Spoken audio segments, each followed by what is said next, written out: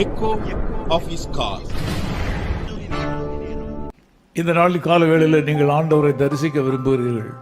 ఈ ఉదయకాలంలో మీరందరూ ప్రభువుని దర్శించాలని ఆశపడుతున్నారు. ஆண்டவர் உங்கள் வாழ்க்கையிலே தலையிட வேண்டும் என்று நீங்கள் வாஞ்சிக்கிறீர்கள். మీరు అందరూ ప్రభు అయిన యేసుక్రీస్తు మీ జీవితంలో తలదూర్చాలి అని ఆలోచిస్తున్నారు. அதரிசனமான ஆண்டவர் என்று எல்லாரும் சொல்கிறார்களே, அவர் எனக்கு தரிசனமாக வேண்டும் என்று ஆசையாக இருக்கிறீர்கள். అదృశ్యమైన ప్రభు అని అందరూ చెప్తున్నారు.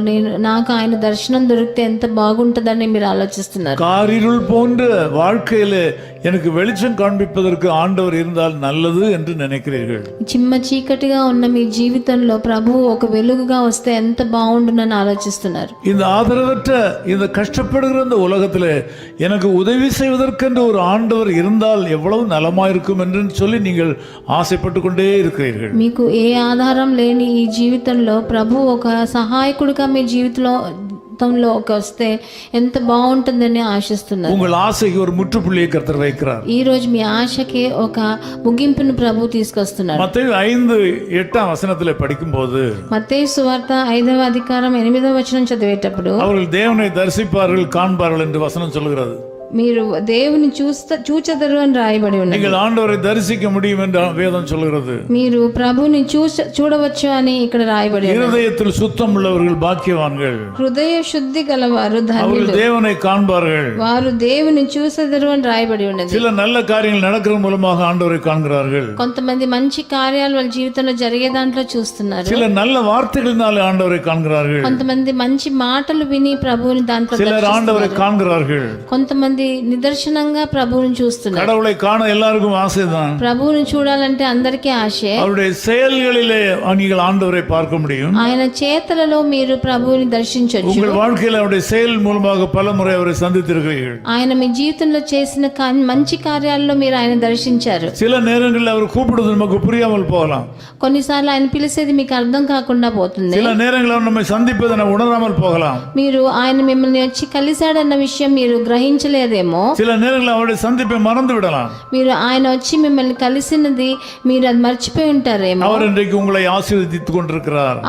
ఆయన మిమ్మల్ని ఆశీర్వదిస్తున్నాడు. ఇప్పుడు இருதயத்தில் சுத்தம் உள்ளவர் பாக்கியவான்கள். హృదయ శుద్ధి కలవారు ధన్యులు అని రాయబడి ఉన్నది. தேவனை கட்டாயம் தரிசிப்பார்கள். వాళ్ళు తప్పకుండా దేవుని చూసేదరు అని రాయబడి. நீங்கள் அவரை தரிசிக்க முடியும். మీరు ఆయనని దర్శింపవచ్చు. சுத்தமான பாத்திரத்தில் தான் விலையுயர்ந்த பொருட்களை நாம் வைக்க முடியும். శుభ్రమైన ఒక పాత్ర ఉంటేనే దాంట్లో విలువైన వస్తువుల్ని మనం అழுக்கடைந்த இருதயத்திலே பரிசுத்தமான தேவன் வந்து வாசம் பண்ண முடியாது. మురికిగా ఉన్న హృదయంలో ప్రభు వచ్చి జీవించలేడు. உங்களை பரிசுத்தப்படுத்துங்கள். మిమ్మల్ని మీరు పరిశుద్ధపరచుకోండి. பாவத்திலிருந்து விலகி ஓடுங்கள். పాపం నుంచి పారిపోండి. பாவ உறவுகளிலிருந்து வெளியே வாருங்கள். పాపాన్ని తెచ్చే సంబంధాల నుంచి పారిపోండి. துன்மார்க்கருடைய ஆலோசனை நடக்காதீர்கள். దుర్మార్గులు నిలబడిన స్థానంలో నిలబడకండి. பாவிகளுடைய வழியில நிற்காதீர்கள். పాపం చేసే వాళ్ళ దారిలో మీరు నిలబడకండి. பரியாசக்காரர் உட்காரும் இடத்தில் உட்காராதீர்கள். పరిహాసం చేసే మనుషుల చోట కూర్చున్న చోట வேண்டாம். మీకు మీ ఆలోచనలో కూడా పాపం ఉండకూడదు. మీరు చెడ్డ పనులు మీరు చేయకుండా ఉండండి. இப்பொழுதே தீர்மானியுங்கள். ఇప్పుడే ఒక తీర్మానం இதயத்தில் சுத்தம் உண்டாகும் போது మీ హృదయ శుద్ధి ఉన్నప్పుడు இயேசு கிறிஸ்துவை நீங்கள் சந்திக்க முடியும். ప్రభు అయిన యేసుక్రీస్తుని మీరు తప్పకుండా కలవగలరు. நீங்கள் அவரை தரிசிக்க முடியும். ఆయనను దర్శింపగలరు. உங்கள் கஷ்ட காலங்கள் எல்லாம் கடந்து போகும். మీ కష్టకాలాలన్నీ మీకు ముగిసిపోతాయి. இயேசு உங்கள் வாழ்க்கையில வரும்போது ప్రభు అయిన యేసు మీ దగ్గరికి వచ్చినప్పుడు உங்கள் இருளான பகுதியெல்லாம் மறைந்து போகும். మీకు ఉన్న చీకటి ద్వారి అది తొలగిపోతుంది. உங்கள் கடன்களை அவர் ஏற்றுக்கொள்வார். మీ అప్పులన్నీ ఆయన తీరుస్తాడు. வியாதிகளை அவர் ஏற்றுக்கொள்வார். మీ అనారోగ్యాన్ని ఆయన మీరు తీసుకుంటారు. உங்கள் மேல் வருகிற பரிகாசங்களை அவர் ஏற்றுக்கொள்வார். మీరు ఎక్కడ పరిహసింపబడ్డారో అవన్నీ எனக்கு ஒரு ஆண்டவர் இருந்தால் நல்லது என்று நீங்கள் நினைக்கிறீர்கள் அல்லவா? మీకు నాకు ఒక ప్రభు ఉంటే బాగుండునని మీరు అనుకున్నారు కదా. அந்த ஆண்டவர் இன்றைக்கு உங்களுக்கு இருக்கிறார். అలాంటి ప్రభువే ఈ రోజు మీకున్నాడు. உங்கள் இருதயத்தை சுத்தம் பண்ணிக் கொள்ளுங்கள். మీ హృదయాన్ని పరిశుద్ధంగా పెట్టుకోండి. அவரை இன்றைக்கே சந்திப்பீர்கள். ఈ రోజు మీరు ఆయన తప్పకుండా உங்கள் பாதையிலே உங்களுக்கு வழி கொடுப்பார். మీకు చీకటి త్రోవలో మీకు உங்களுக்கு దారి நீதியும் దొరుకుతుంది. செய்வார்.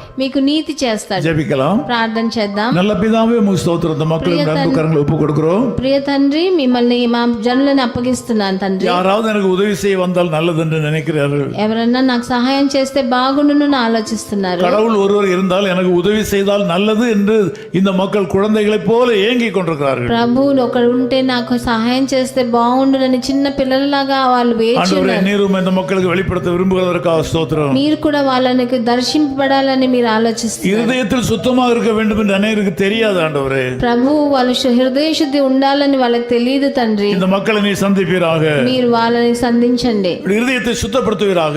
ఆయన వాళ్ళ హృదయాలను శుద్ధీకరించండి. இவருக்கு தெரியாத காரியங்களை பரிசுத்த ஆவியானவர் சொல்லிக் கொடுப்பீராக.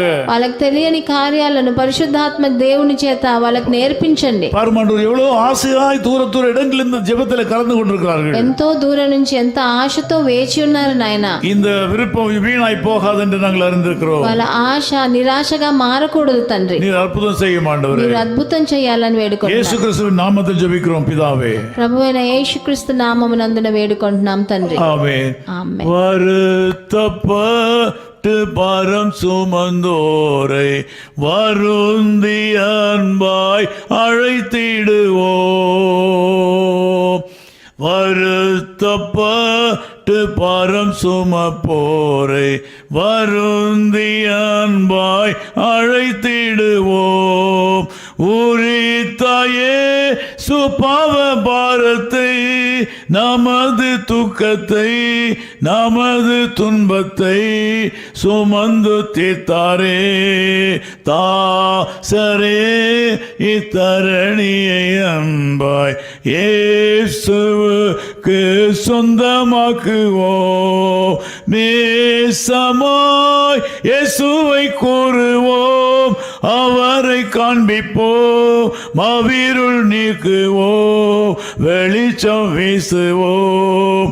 தாசரே, இத்தரணியை அன்பாய் இயேசுவுக்கு சொந்தமாக்குவோம். His call ministries 10 Muhammad Abdullah 2nd Street, opposite International Cricket Stadium, Chepauk, Chennai 600005, India. Phone 914428528282. Mobile phone and WhatsApp 919841271858. Email sam@echoofhiscall.org. Website www.echoofhiscall.org. God bless you.